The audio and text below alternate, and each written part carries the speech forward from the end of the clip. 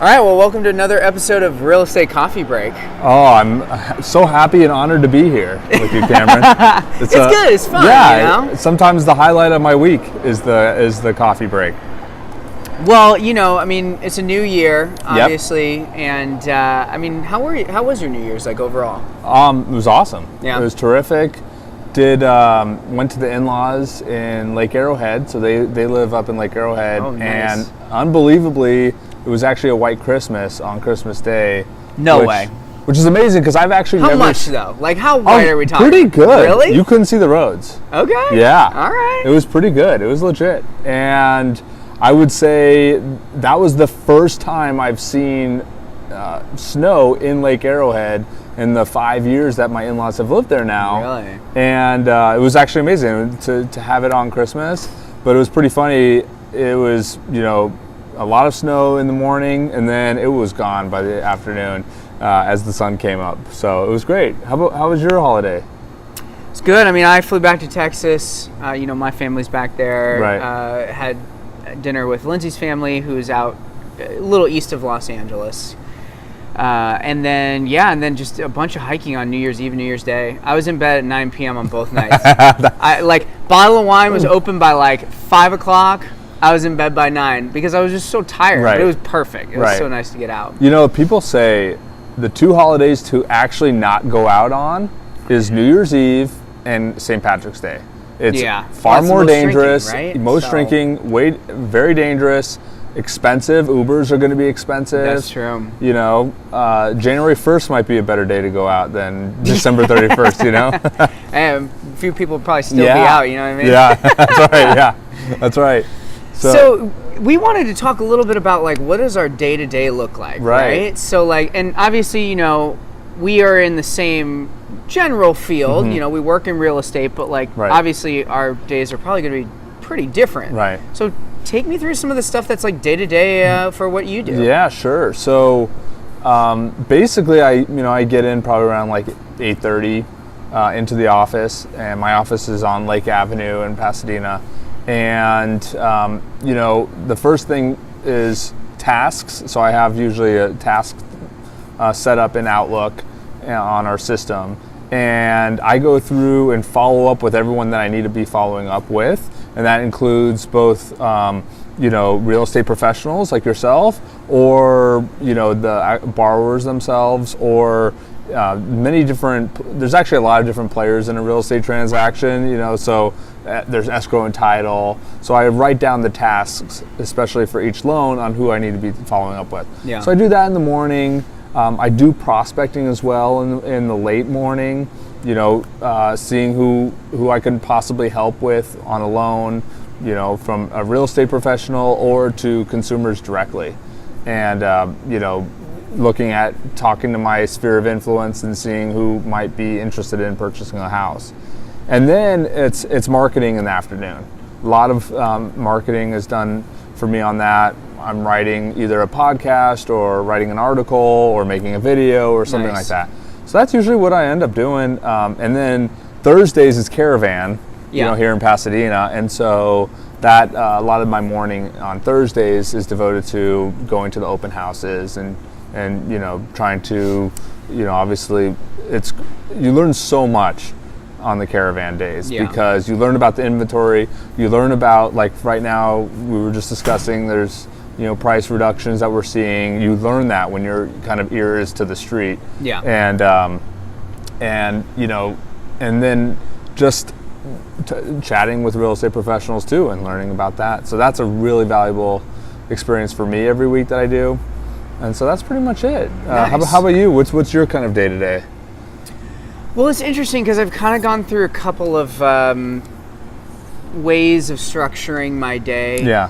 I used to kind of have really rigid time blocks, and each day would look somewhat similar in terms of who I was following up with, what prospecting I was doing, and lead generation, and the type of lead generation. And I've actually found it's a lot more effective for me to actually more devote days to a certain type. Oh, interesting. So so let's say if I'm making calls, right?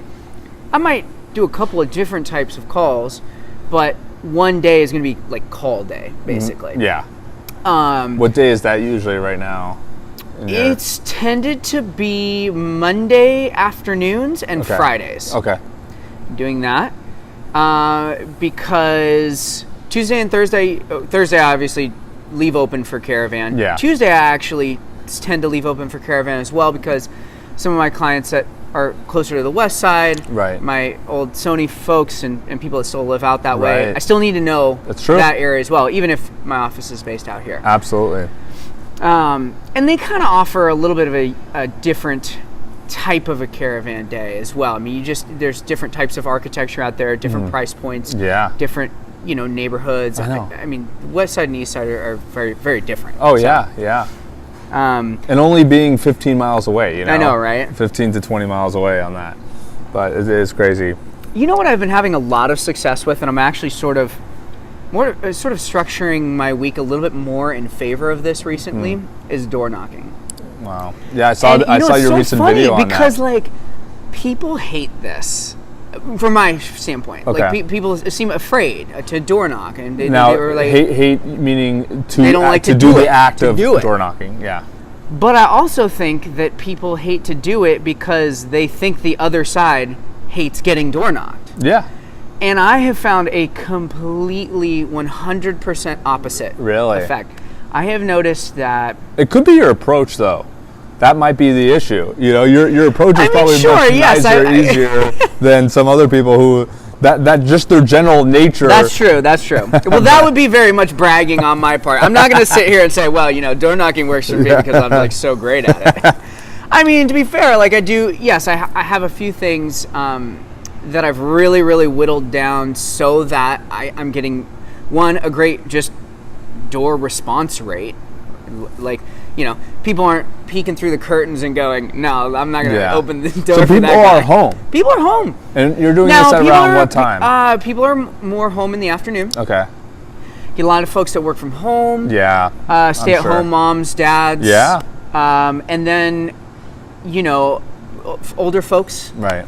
That are actually really, really excellent prospects, because in many instances they want to downsize. Or some of them are going to some of the other areas to retire to, Arizona, Florida, etc. Right.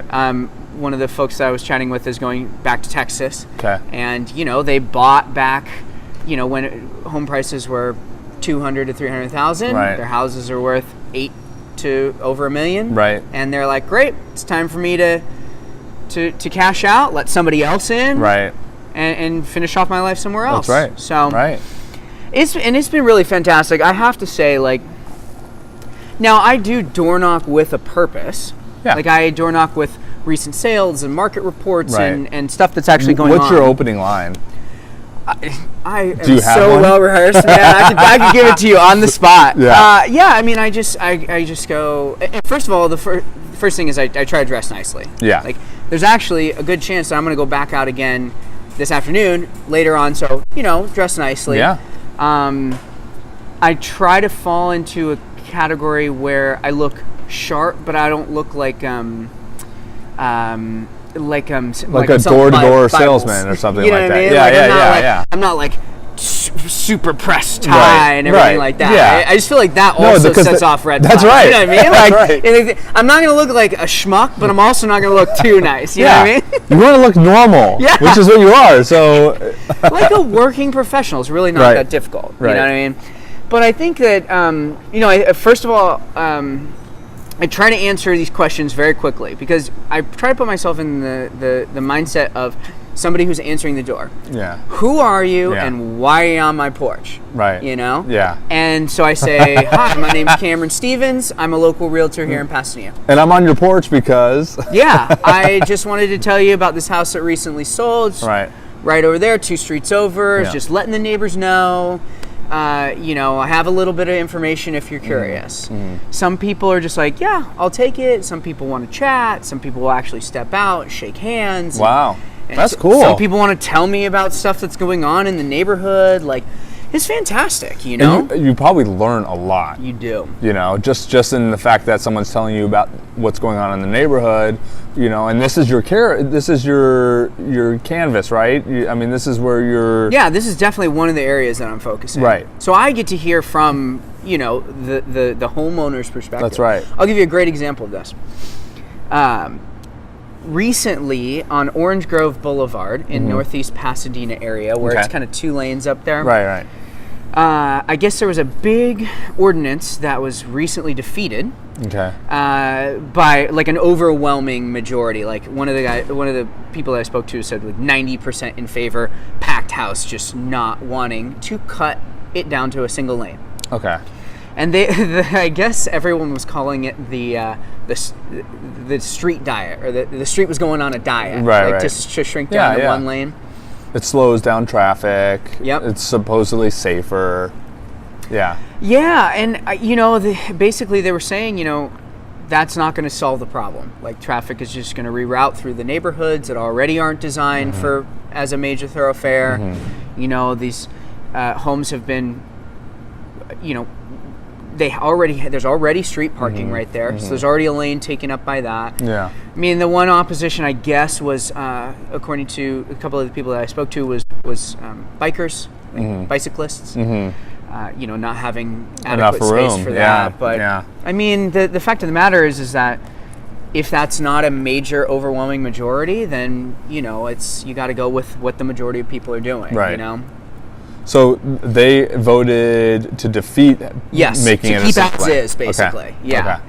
And so you learn that from just, you know, door knocking, talking to neighbors. That's really important. That's awesome. It was great. It was so easy to just pepper into other conversations. If somebody was kind of chatting with me a little bit, I was just like, hey, how'd you stand on the whole Orange Grove Boulevard diet? Right? And they're like, oh, yeah, I was there at the council meeting.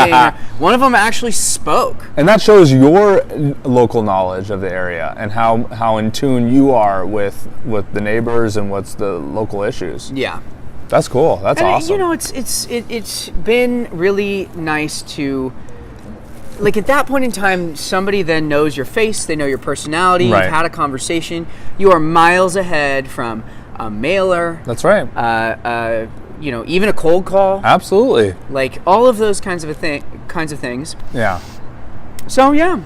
I think that's great, and I think it just builds rapport, and eventually too, those people who answer the door, you know, they may not be interested in selling right away, but their neighbors and everyone, you know, they know what everyone else is up to. Yeah. Basically, you know. Well, and how much difference do you see when you're out on caravan speaking with agents in person?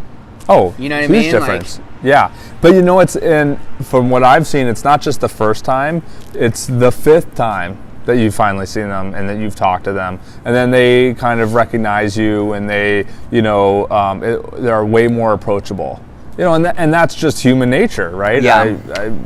Human nature is obviously, if you don't know the person as well, you know, you're going to be more standoffish, and then, you know, as you get more acclimated and knowing about them, you know, you're more likely to strike up conversations, and you get to know about them more. Yeah. You know, and so that builds rapport as well. Yeah. Yeah. So you're right. It's so important. So I want to ask you about this, because one of the things that's just been kind of a game changer for me is actually using a CRM. Yeah. Do you have a CRM? Do you use it? What do you use, first of all? So the office uses they use mortgage returns, and so that's basically what we use. You load up your database, and the mortgage returns is a little different than in real estate than like a Realtor CRM, because it's connected with what's called the loan operation system, so the LOS. Oh, so it's like integrated. Most lenders have an LOS, so so they have a separate system, but it's integrated. Usually the CRM is integrated with that LOS, and that's because when you take a loan application, you put in all the information, the CRM kind of extracts that data, the contact information from that data, the loan terms from that data. And why that can be useful is, let's say rates go down, 50 basis points in the next year, your database will then, pop up and say, hey, you should contact these people as the rates just went down. They'd probably benefit from a refinance. Oh, or like last time you chatted with them, they were at X and now they're at Y. Exactly. Yeah. Interesting. And you have their email. So when you take a loan application, I mean, you know everything about them. Yeah, right? Exactly. Literally everything. And so, you can use that basically to your advantage to, at least for the contact portion of it, you have their email. So, the system sends out emails, and the system, lets you know when you should contact them. The system lets me know their birth date. It lets me know, their rate or their loan anniversary. Did you send birthday cards? Yeah. Yeah. Oh yeah. Excellent. Definitely. That's good to Definitely, hear. you have to. You just top of mind. Yeah. And so that's the hardest part of this business in lending is getting your foot in the door and developing relationships and contacts. And then after that, everything kind of just starts going in cycles for you, just because you've developed enough people know about your services and know about who you are to, build upon that. Yeah. But of course, you have to do a great job, with service, with lending, and know how to structure a loan deal. That's all really important because that adds to your reputation. Right. And builds, for the future. So, and I'm sure that it's very similar in real estate as well, in real estate sales. Oh, yeah. I mean, for me, like, my whole philosophy is I want people to feel like they're stealing from me. Like, at the end of the day, I want them to say, oh, we paid Cameron X amount of money. Man, that was a deal. Wow. You know what I mean? Yeah. And like for me, because here's the thing. If you feel like you got less than you paid for, there's no way you're going to go for a referral, right? Even if you got exactly what you paid for, you're like, I paid X amount of money and that's about what I expected. Right. You're not jumping out of your seat to refer somebody, you know? Right. It's when you were like, man, that was awesome. Yeah. And the follow-up was awesome. Everything about the transaction was awesome. He's worth actually referring. Yeah. And I think people, I think if the service is that great and that amazing, people will shout it from the rooftops, and shout it from the mountaintops because they can't wait to tell their client or their family member or their neighbor, how great this person is. Yeah. Yeah. I think you're spot on with that. Yeah. So what ways do you provide that type of level of service so that they feel like that was the best use of money and that they could ever spend? It's kind of interesting because there's a difference between providing service and either saying you provide good service or conveying how you would provide good service, because it's obviously very unique person by person. Right.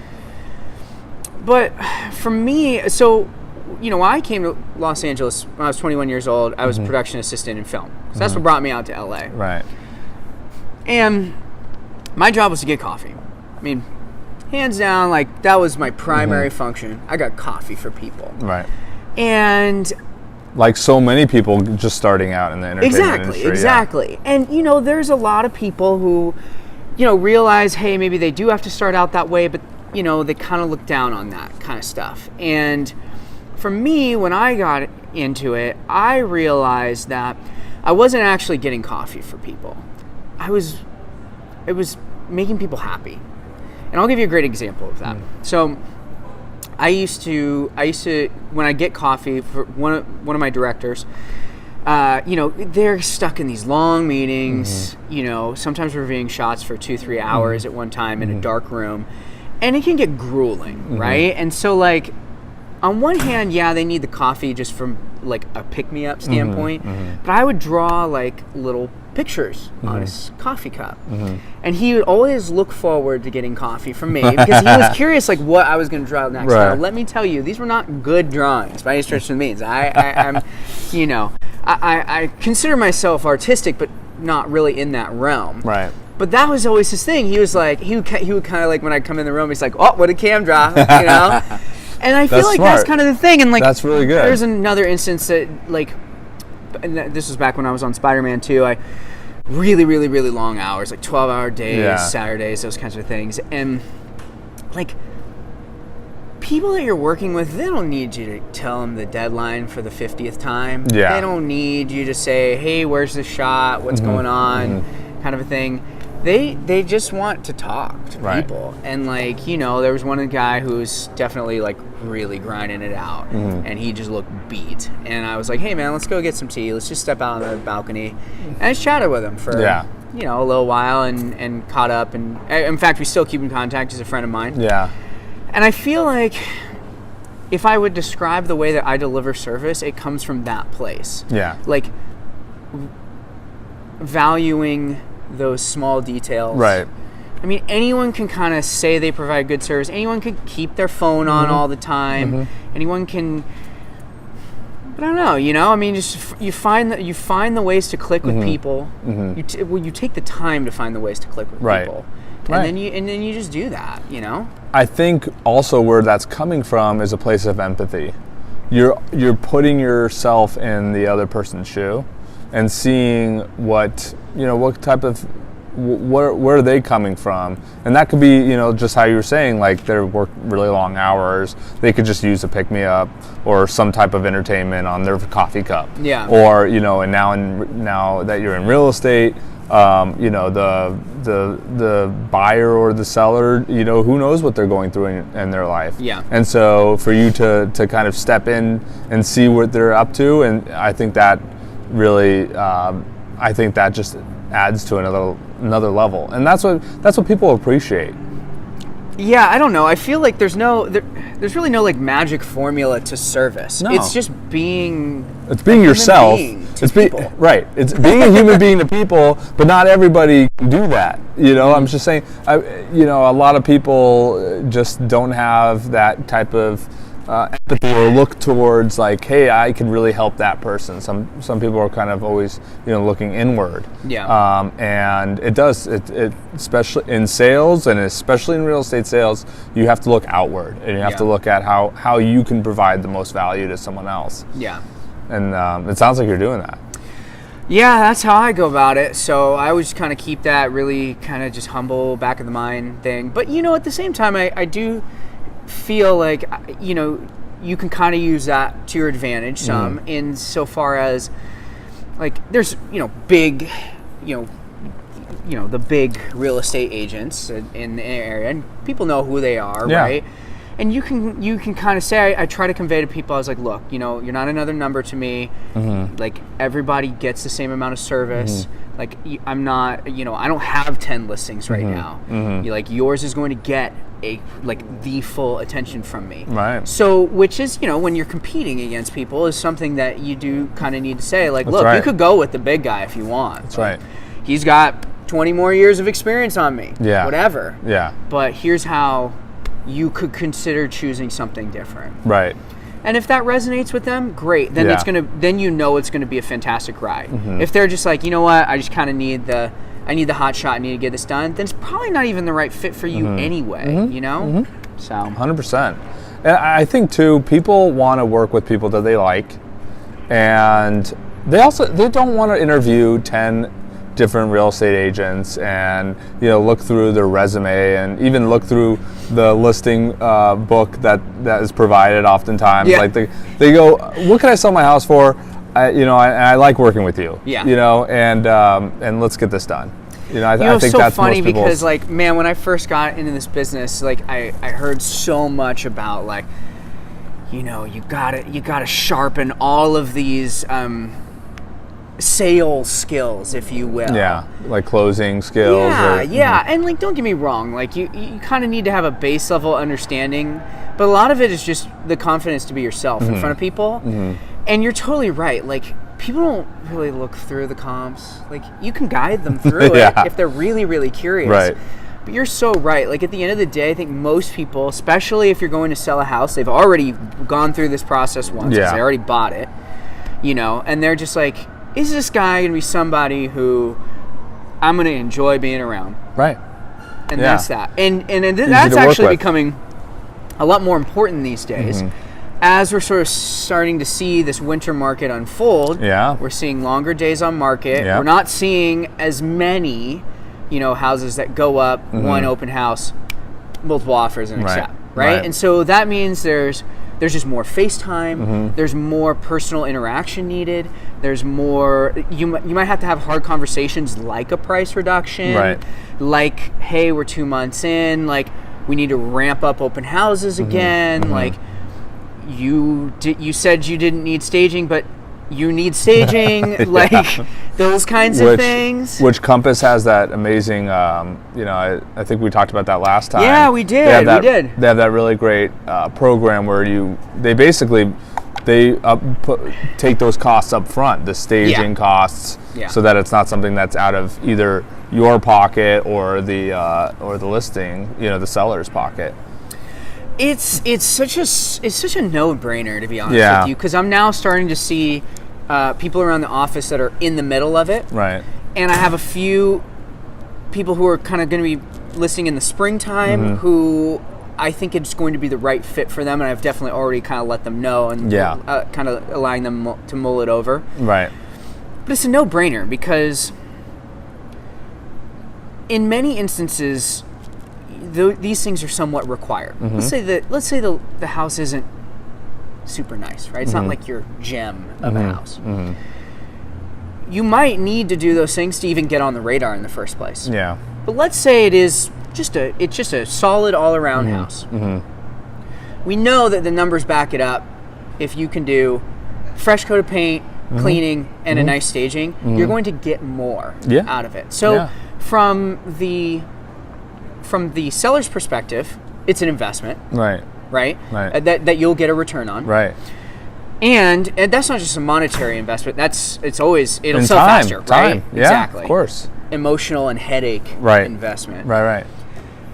It's great for me because I know I'm bringing a better product to the market, right? And to be fair, like it's a no-brainer from the brokerage side because higher prices for their listings and more business, better looking listings. I mean, geez, even if you just think of it from a high level, like Compass being the one brokerage where every single one of their listings is beautiful because they all took the time to go through this thing to kind of get them up to that level. And I think a guarantee does add a lot. I think, that might have been a sticking point for a lot of sellers that I got to go through the staging. I have to go pay for that. I have to do the paint and coat. I have to pay for all that. This is it gets them off the sideline and say, look, we got your back.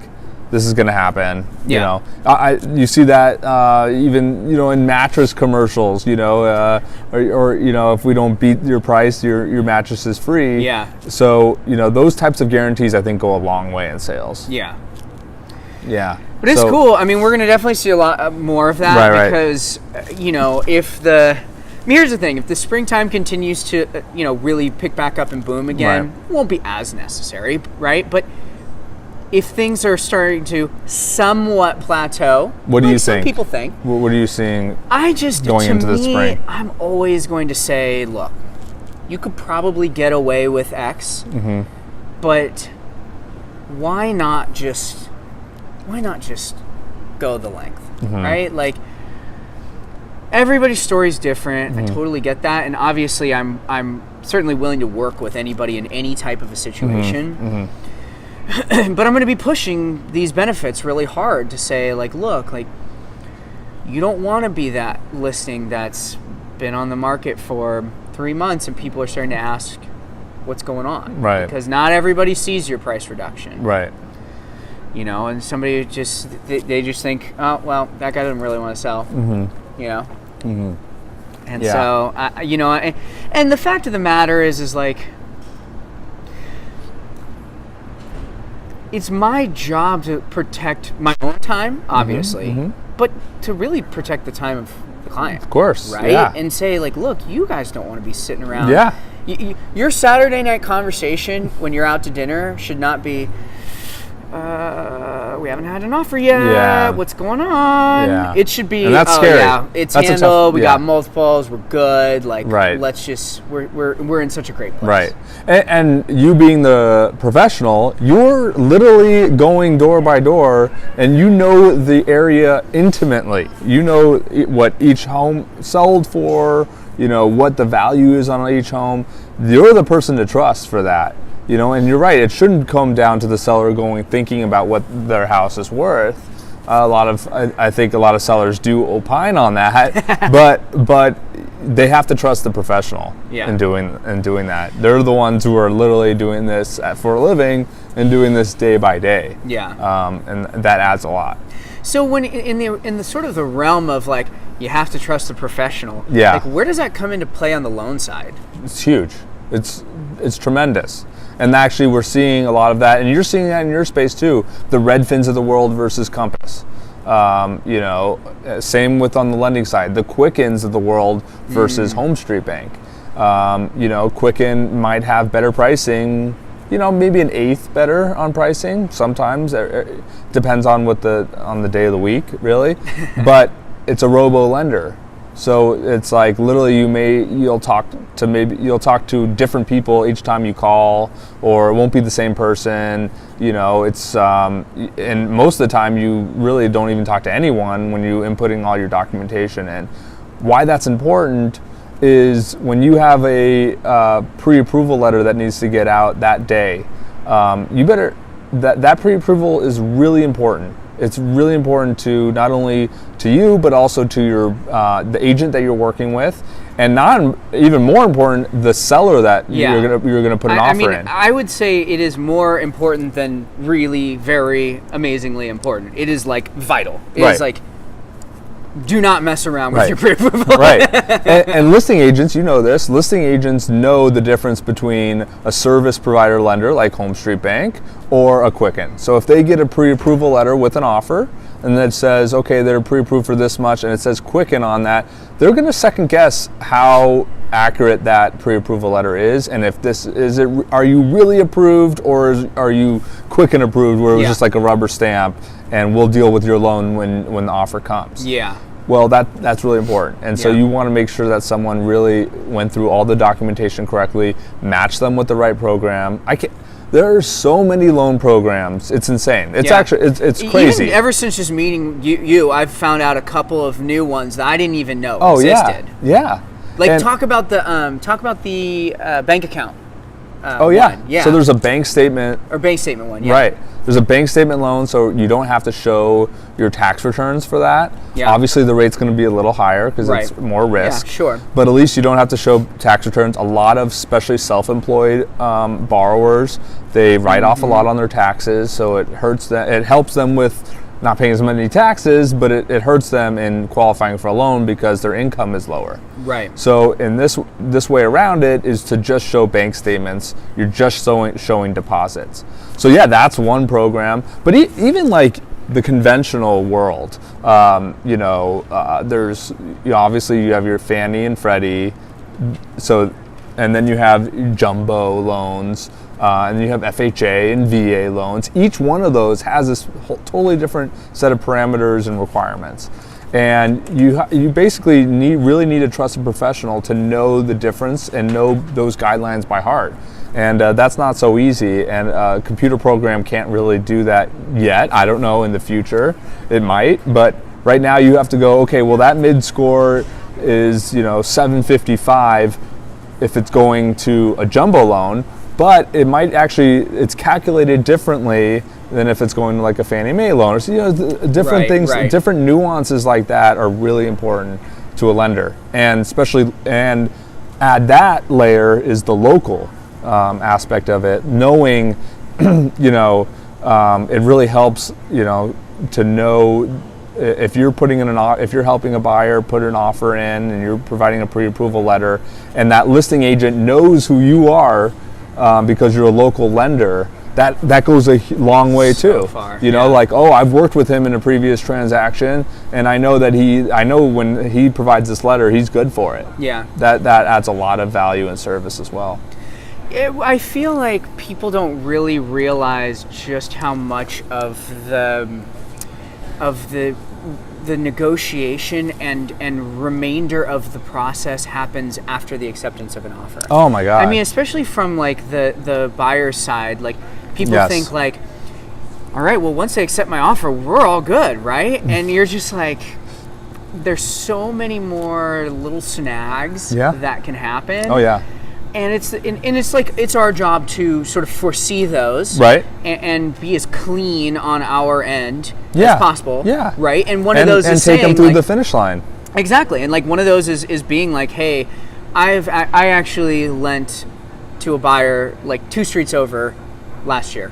Yeah. Like, come time for appraisal, we're not messing this up, right? You know, right. And like it's just so huge. Like you cannot. You cannot put a numerical value on that, right? So, but I would say that from a lending perspective, a good lender will do most of the work up front to make sure that they are qualified for this amount, and this is the loan program we're going, and this is the best program for them, the best rate, the easiest path to getting them that house. Yeah, that's done up front. But you're right, there's a lot of work both on the real estate side and the lending side after the acceptance in escrow. We both have to work with escrow and title. You have to work on maybe negotiating repairs if you're on the buyer side, also on the seller side. And so there's a lot of work to be done. It's and it shouldn't be, but it's not easy. And real estate shouldn't be, because I mean, we're talking about average price point here is what, like 800,000 at least, maybe even $1 million. So yeah, well, the average of Los Angeles County is like up to the high 6s now. Yeah. So it's so it shouldn't be. This is a tough transaction, and I think every I think the average buyer and seller is now up to like 8 years or something that they make a move or they make a real estate transaction. And so this doesn't happen every day. Right. It happens every day to us because we're in the profession, but to our clients, they're not. This is kind of new to them, or if it's not new, they haven't done it in 8 years. You'd be surprised at how often that happens when sellers haven't done a transaction in 8+, sometimes 15, 20 years. Yeah. And it's like, and you're like, God, every single form has changed drastically since they've last done something. And so I can't even say like, a normal time frame would be like, okay, maybe if you've had to buy or sell within the last like 2-ish years, right, things are changing quite rapidly. Oh yeah, absolutely. So, and that's where service matters. Yeah, it's a re-education process. Yeah, and service is really important. And when you look back at, I see Redfin is making a move. They definitely did in the boom times of a couple of years ago, where they're offering obviously 1% commission or something like that. And you look back at that and you go, well, like everything in life, if something is way cheaper than the alternative option, there's something that's lacking, and that's usually service. Right. Right. Where I guess the seller is willing to lose out on a lot of money and possibly just get basically a fire sale to just pay the 1%, and that's in the long run that's not going to pay off. No. And then now coupled with a tougher real estate market, that's where it's really important. I mean, Redfin used to be, you put you discount the house for a certain amount and you put the sign up and it'll be sold. Yeah. Not so much anymore. You actually need to know people who, you need to have professionals that know what they're doing and that have an intimate knowledge of the area that they're working in. It's kind of interesting because the past couple of years, I think that agents have been, afraid in a certain sense of the Redfin, Zillow, Purple Bricks, etc. Right. Because we had been in such an expansive market each year. Right. Those same people, and I was never really in that camp because, for me, it was always like, I understand the value of the service, I understand what I charge compared to that. And right. Anybody that wanted, 1% versus a 3% or more or whatever, that would be, you know, they know what they know what they're paying for, and that's just not my clientele anyway. Right. But those same people who were kind of like, oh, this is making me nervous, they're definitely like, oh, okay, well, this is in this kind of a market. So they're understanding that. Yeah, there's not nearly as reason to be afraid of them, because if you have longer times that these houses are sitting on the market, it's not going to pencil out at that low rate. Yeah. Right? I mean, granted, like, I get it from like the business perspective. Like, a lot of these companies have venture capital to float them through and kind of operate at a loss. Yeah. You can't really operate at a loss forever. No. So, and I think you will start seeing that across a lot of platforms, but especially in real estate. When you're right, you cannot provide a loss for an extended amount of time. Not a business model. VCs are eventually going to want their money. The hens do come to roost. Yeah. So, yeah, it's true. And I think that's where, again, professionalism and service always matters, and it always will. I just believe that. And of course, Compass is doing a great job in using and utilizing technology, but still having service be at the forefront. It's what it sounds like to me. Yeah. Well, why don't we wrap things up by just talking about, like, what do we got going on in the next, like, week or so? Yeah. Anything big coming up, or? It's funny. I'm getting a lot of scenarios that I'm really trying to help with. Is a lot of people are wanting to sell their house at a certain price point, what I've been seeing, and wanting to, like, maybe downsize. But what I'm seeing in this real estate market, which is very interesting, on the higher price points, the homes are sitting there longer. Right. On the lower price points, they're still going pretty fast. They're going faster. So what I'm seeing a lot is that people want to sell their house at a higher price point and go to the lower price point, but how can they? Because they have to sell their house first to use those funds, the proceeds, to go to the lower price point. So, we're developing a lot of programs for that. We're doing like a bridge loan program. Yeah, I was just going to mention if you had something like a bridge loan in the works. Right. Or, Yeah, so we broker out, we don't do that in-house, but we broker out a bridge loan program where basically, allows you to combine both properties. So it helps you purchase the house, but also, keep your house and your existing house that you're trying to sell. It could even be on the market. And you basically combine and pay off all debt, and now you got one loan on both properties. Got it. And so that helps tremendously for people in the situation. I'm seeing that a lot. So that helps them kind of transition in this market. So that's what I'm seeing. How about you? What do you got going on? Well, I mean, I have another open house this weekend. Great. Actually going up to Santa Clarita. Nice. Okay. It's an area that I don't go to very often, but so. I used to work at Disney Animation, and a lot of the folks that work at Disney, somewhere off the 5 to dump down into Burbank. Yeah, and that's anywhere, like, obviously Burbank, but up towards like Sunland, North Hollywood, and then even pushing closer up, beyond the mountains into Santa Clarita. Right. And I kind of got an opportunity to do this. House that's been really, really done up nicely. It wasn't a flip, but it's just, it looks sharp and it's priced pretty darn well. So I'm thinking that I could be of help to kind of take it to the close. Great. And I'm really excited about that because it used to be that there was going to rain on Saturday and Sunday. Oh, I didn't even know. But that's no longer apparently the case. Okay, good. And as we know, LA people, they just don't look for property in the rain. They turn on their fireplace and watch Netflix. Exactly. Which I was considering doing myself if it was going to be pouring. But it's looking like that's not going to happen. So going to go back up there. Cool. And that's terrific. And check that out. But otherwise it's just really, really following up with the few folks that have said, hey, I want to list my house in the springtime. Right. And making sure that they feel like, I'm keeping in good contact with them, giving them comps and useful information as it comes up, and supplying any referrals that they might need up to that point, right? And then trying to take it home. Yeah. So. Awesome. Yeah. Well, cool. Well, best of luck to you on that. Thank you. And always a pleasure having coffee with you. I know. I always look forward to these coffee breaks. Yeah. We'll do another one again soon. Sounds good. All right. Take care. See you, Mark.